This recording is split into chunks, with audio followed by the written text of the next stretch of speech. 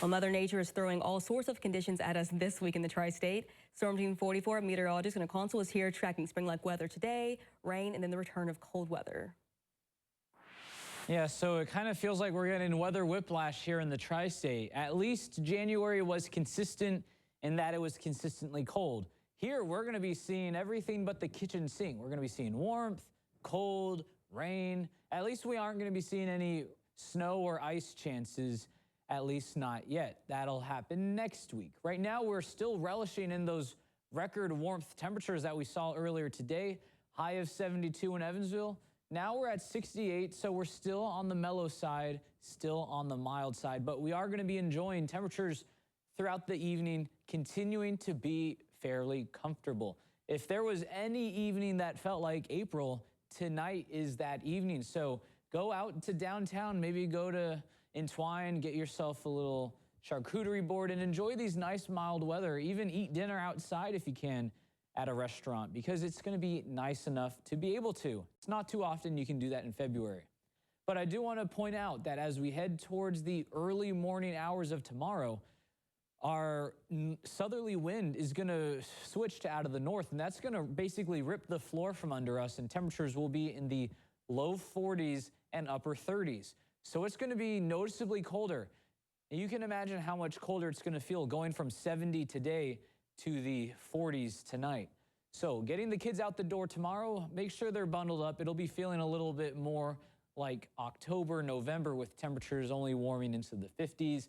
Feeling a bit more like March, not feeling like February yet though. But that north wind is crucial, because one thing this time of the year we need to pay attention to is that wind direction is paramount. A 10-degree wind out of the south with temperatures in the 50s would be pleasant, but a temperature in the 50s with a wind out of the north, it's going to feel a little crisp out there, so just be prepared for that. But then our rain chances increase Wednesday into Thursday, and we're going to be noticing that we got some storms to tackle.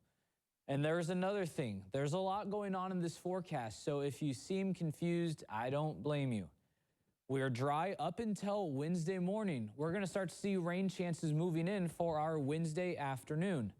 There's a chance of icing for central Indiana and central Illinois, but temperatures right now just too warm for us here in the tri-state.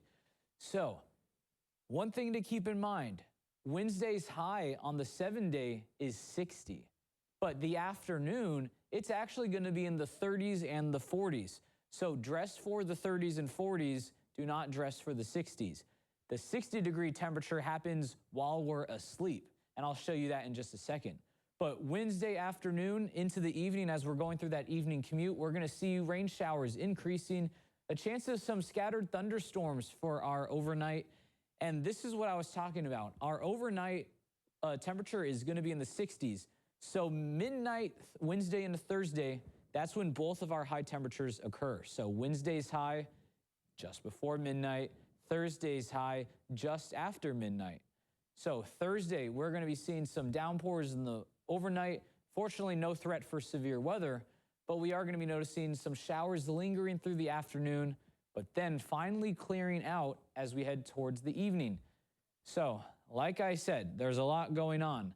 Wednesday and Thursday, it's going to be in the 30s and 40s for our afternoon. That high temperature is in the overnight. Same with Thursday. That high temperature of 60 occurs in the morning, mostly going to be in the 50s and 40s during our Thursday. Colder weather is on the return next week, and I'll have more of that in my final check of the forecast.